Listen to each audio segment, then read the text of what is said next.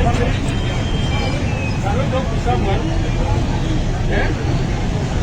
We are the leadership of NUP. Thank you.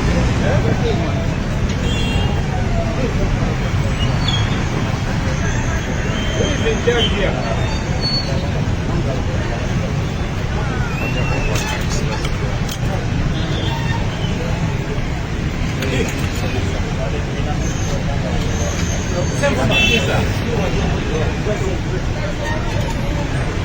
Come again?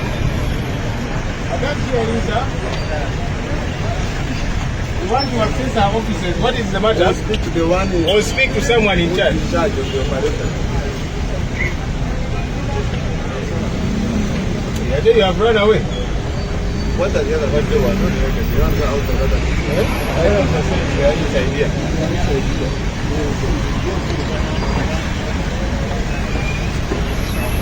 I wonder what.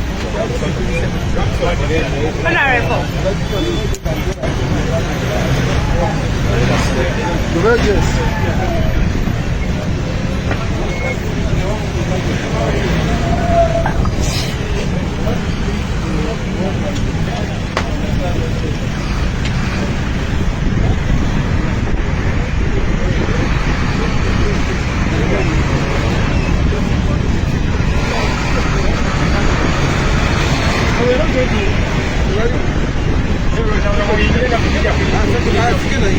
Nkulamusizaako nate we bali kwekumira ku mayengo gano aga UG Updates TV abula gwe atannatweyungako kirira wansi waliwo ekigambo subscribe kikoneko ojja kuba ng'osobola bulungi nnyo tweyungako gwe mukwano gwange ali yampuliriza ekifaananyi akatambi nga w'okalabiye embeera ssaawa zino eri ku kitebe kya National Unity Platform ne kaakati tennakudda mu nteeko obusajja tebunnaba kubanga bwabulira ekitebe kya National Unity Platform wali eri e Makerere e Kavule okuva ekyasaliddwako ennaku eziyise abasajja bakyagumye ku kitebe ekyo tekimanyi kye baagalawo naye nga embeera yeeyo nga woogirabye tetumanyi ki kye baagalawo wabula abakulembeze bawubyo ekigere kuva ku makyade tebannatuuka ku kitebe kyabwe nga bamanyi balinze embeeredde mu nteeko abasajja baatutte bibamala naye kirabika tebinnabamalira wabula basitudde ne bawuwayo olulu lw'ekigere ku kitebe kyabwe ekya National Unity Platform wali eri Makerere Kavule naye abakulembeze bammiddwa chance okuyingira ekitebe kyabwe abakulembeze ba National Unity Platform bammiddwa chance okuyingira ekitebe kyabwe